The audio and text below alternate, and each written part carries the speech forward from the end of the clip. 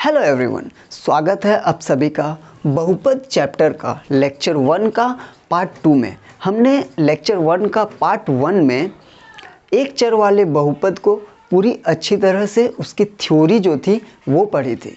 आज हम एनसीईआरटी का प्रश्नावली 2.1 यानी 2.1 कर रहे होंगे।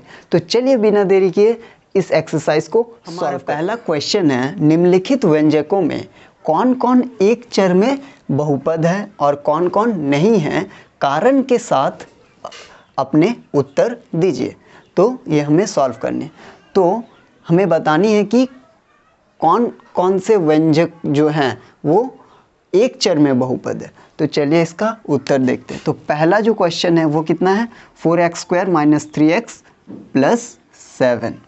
ठीक है, तो हम देख सकते हैं ए नंबर का उत्तर क्या होगा, यह एक चर में बहुपद है। ये नंबर होगा एक चर में बहुपद है।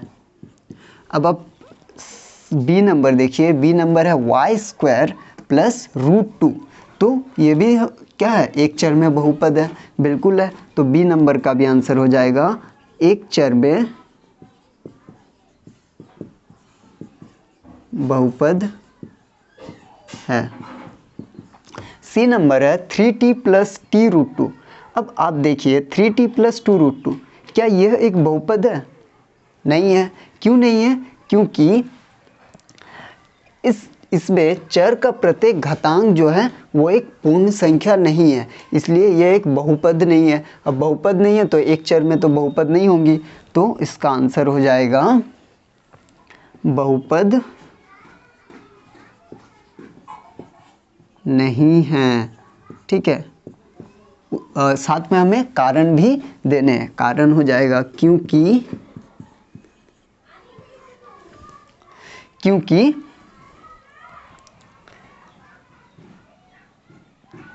चर का प्रत्येक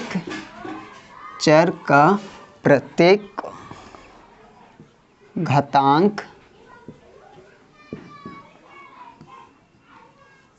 पूर्ण संख्या नहीं है। तो ये कारण लिख लेनी है। अब डी नंबर देखिए, y + 2/y। तो क्या ये एक क्या 2 + 2/y, क्या यह एक बहुपद है?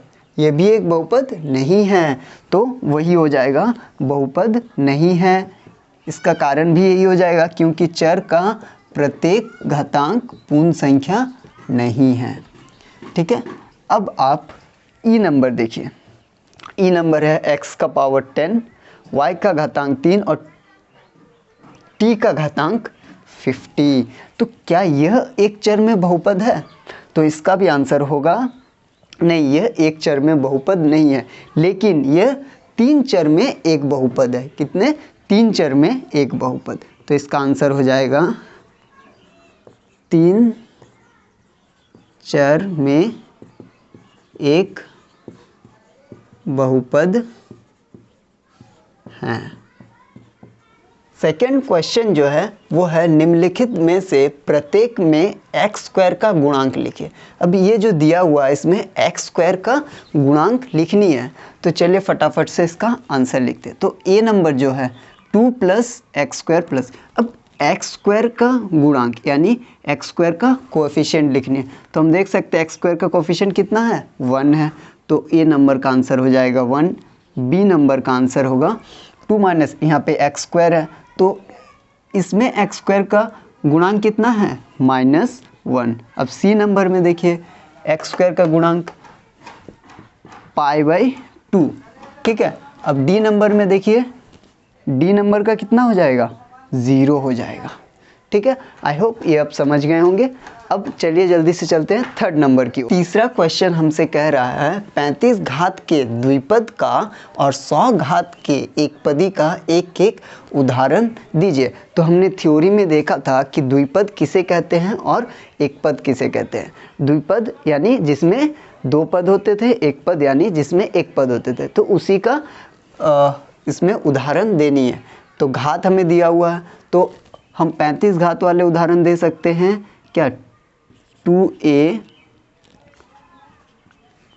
का घात 35 प्लस 4, ठीक है। तो ये हमारा हो गया 35 घात वाले उदाहरण।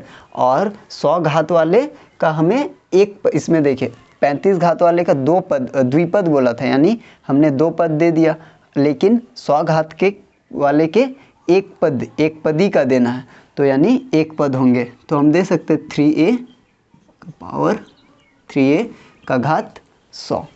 तो ये हमारा 3rd नंबर हो गया। अब चलिए देखते हैं 4th नंबर का क्वेश्चन क्या है। 4th नंबर का है, निम्नलिखित बहुपदों में से प्रत्येक बहुपद की घात लिखिए। अब ये कुछ बहुपद दिए हुए हैं और इनमें प्रत्येक बहुपद की घात लिखनी है। अब हम घात कैसे लिखते थे?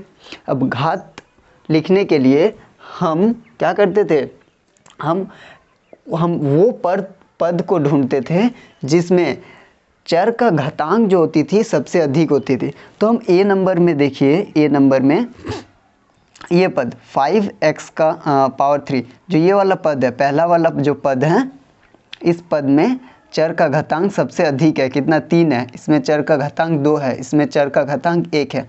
तो यानी कि पहला वाला पद में चर का घातांक सबसे अधिक है। तो जो चर की घातांक होती थी वही बहुपद की घात कहलाती थी, ठीक है। तो यहाँ पे ए का आंसर हो जाएगा 3, बी का आंसर कितना होगा देखिए।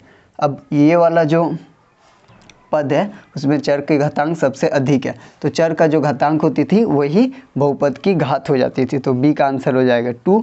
सी का आंसर देखिए, सी का आंसर कितना होगा? सी का आंसर होगा 1, ठीक है।